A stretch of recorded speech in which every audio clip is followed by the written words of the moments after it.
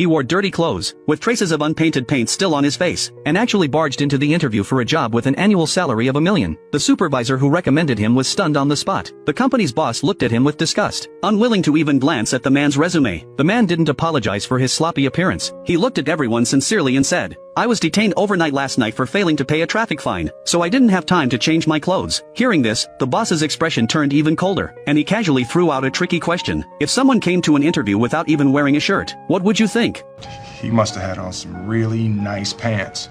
This humorous answer amused the boss, and he passed the interview. But a bigger challenge lay ahead. There was no salary during the internship. How was he going to support his family? After thinking hard for a long time, he still didn't want to give up this opportunity. The next day, he started the internship. The company's requirements were extremely strict. Only 1 out of 20 interns would be kept. He arrived earliest every day, and had to complete 9 hours of work in just 6 hours. Also, he could pick up his child from school 3 hours early. The manager gave him a hard time at every turn, only assigning him errands like fetching coffee every day, but he never complained. One day, when he called an important client, the client demanded that he arrive at the office within 20 minutes. He rushed out immediately but ran into that difficult manager again, who forced him to park his car first. By the time he finished everything and arrived, he was already late. Misfortune never comes alone. The last piece of equipment was broken, and no one bought it. The father and son couldn't afford the rent and were even kicked out by the landlord. After ending up on the streets, they took refuge in a public restroom. That night, as they sheltered there, someone knocked on the door. The father covered his son's ear with one hand, and braced his foot against the door. This tough man finally broke down and cried at that moment. The next day, he went to work as usual. After work, he took his son to the shelter. Late at night, he put the boy to sleep and stayed up alone to repair the equipment, reading by the faint light from the window. By day he worked furiously, racing to secure a bed at the shelter each evening. He buried himself in hard study and finally faced the crucial exam, finishing the test quickly and handing it in. Just as he was about to leave the company, the boss stopped him. "Lend me $5 for a taxi." The man hesitated. $5 meant nothing to most people, but to him, it was a treasure. He still handed over the money, then went to the hospital to sell his blood, using the proceeds to buy equipment and light bulbs. That night, the long-broken machine finally emitted light, piercing through the darkness of the shelter. Soon, he sold the equipment, alleviating the crisis, and moved into a hotel. On the last day of the internship, only 1 out of the 20 interns would be retained. No matter the outcome, he had persevered until the end. When summoned to the manager's office, he nervously took off his glasses, straightened his jacket, and walked into the room. To ease the tension, he cracked a joke. I thought I'd